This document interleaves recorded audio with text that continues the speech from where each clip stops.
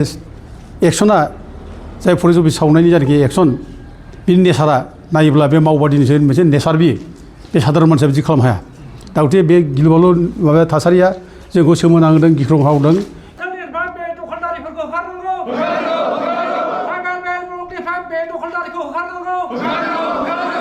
हाग्रामा मोननायखौ जों खावलायबावो बिटिसिआबो थाबैनो बेखौ एक्सन लानांगौ आरो फरेस्ट डिपार्टमेन्टआ थाबैनो एक्सन लानांगौ। एभिक्सनखौ स्टार्ट खालामनांगौ आरो मे दाननि गेजेरावनो एभिक्सनखौ स्टार्ट खालामबा जोङो जनजाति सुरक्षा मन्च आरो रायजो राजा गासिबो जोङो माने फैगौ जुन दाननि फार्स्ट उइकनिफ्राय आन्दलन खालामसिगोन। जों बेखौ दिनै घोषणा खालामनाय जाबाय।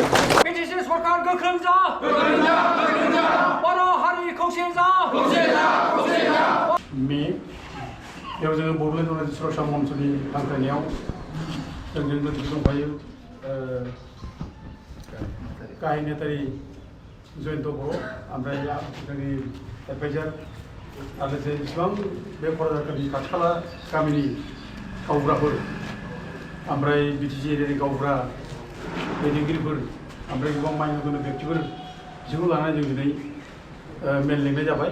आरो बेयाव ट्राइबेल स्टुडेन्टस इउनियननि प्रेसिडेन्ट आरो सेक्रेटारि बिथांमोना दंफैयो आरो गोबां माइनो गोनां बेक्तिफोर ल' कलेजनि स्टुडेन्टफोर दंफैयो ओमफ्राय माखासे रिसार्च स्कलारफोर दंफैयो। दा मोजां मोनसे मिटिं जाबाय। बे मिटिं जानायनि खारना जाबाय जे बावैसो सिगां 12 तारिख जानुवारियाव जे सिख्ला जोहोलाव बिस्मितखौ बुथारबाय ओमफ्राय बिनि उनाव थांनाय 17 तारिख एप्रिलाव बे रैखाथा फरेस्ट अफिसखौ फाइभ खालामनानै बिनि सिलाय खालामनानै लांबाय आरो माने गारि घरा सावनाय गाज्रि मोनसे थासारि लाबोनाय बे जोंनि गेजेराव मोनसे गिख्रंथाव मोनसे परिस्थिति लाबोदों। जों थागिबि बर' फिसाफ्रा बे जायगानि थेवबो जोङो खुनु अफिसखौ जों जिजों बुफायाखै। गोबां बर' फिसाफ्रा एभिक्सन खालामजादों, रावखौ जों बुफायाखै, जेबो गाज्रि खालामाखै। खिन्थु दिनै बाहेरानिफ्राय फैनानै थाफैनाय मानसिफ्रा दिनै जोंनि जायगायाव जोंनि मानसिखौ बुथारनानै जोंखौ माने गिलु-बालु मोनसे थासारियाव खोलैनाय, गिख्रंथाव मोनसे परिबेसाव दोननाय बे बिराद साननो गोनां बाथ्रा जादों।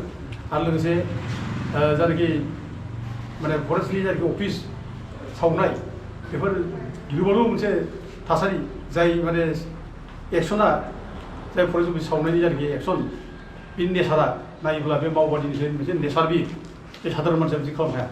दा गथे बे गिलु-बालु माबा थासारिया जोंखौ सोमोनांदों, गिख्रंहावदों। बे बड'लेण्ड जनजाति सुरक्षा मन्चआ सम सम बेखौ लानानै मेम'रेन्डाम होदों। दिनै जों मेम'रेन्डाम फरेस्टनो जे जेसेबां हाग्रा ओनसोलाव हाबना थाबाय दं इलिगेल बिसोरखौ एभिक्सन खालामनांगौ जों नुदों।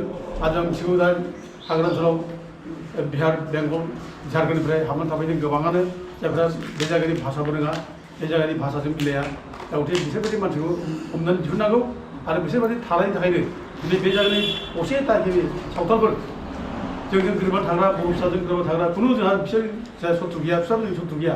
दा बिसोरबायदि मानसिया फैनानै थाफैनानै दिनै बे जायगानि थागिबि माने सावथालफोरखौबो जे माने बर'नि बेरेखा थुनजलायनानै बर'नि बेरेखा सुथुर खालामना होदों। दा गथे बिसोरबायदि मानसिखौ जों दोननो नाङा।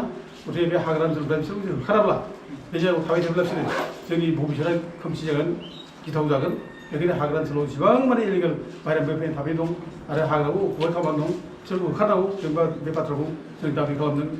दिनैबो फरेस्टनि मेम'रेन्डाम होदों जोङो।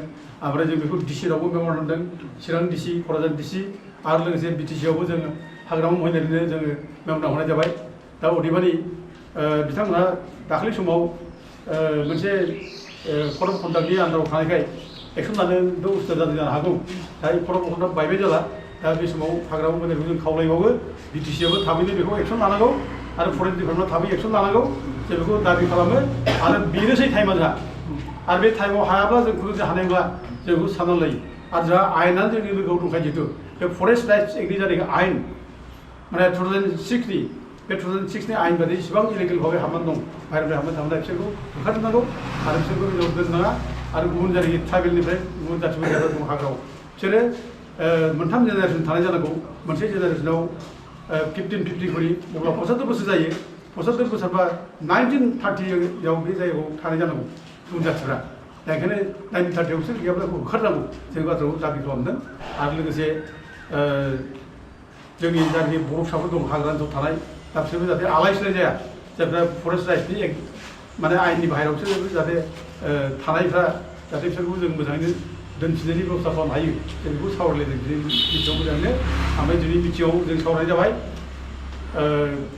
फैगौ समबारखालि जोङो 30 दिनाव मोनसे आल्टिमेटाम होगोन आल्टिमेटाम बे बिथांमोना मे दाननि गेजेरावनो इभिक्सनखौ स्टार्ट खालामनांगौ आरो मे दाननि गेजेरावनो इभिक्सनखौ स्टार्ट खालामबा जोङो जनजाति सुरक्षा मन्च आरो रायजो राजा गासिबो जोङो माने फैगौ जुन दाननि फार्स्ट उइकनिफ्राय आन्दलन खालामसिगोन जों बेखौ दिनै घोषणा खालामनाय जाबाय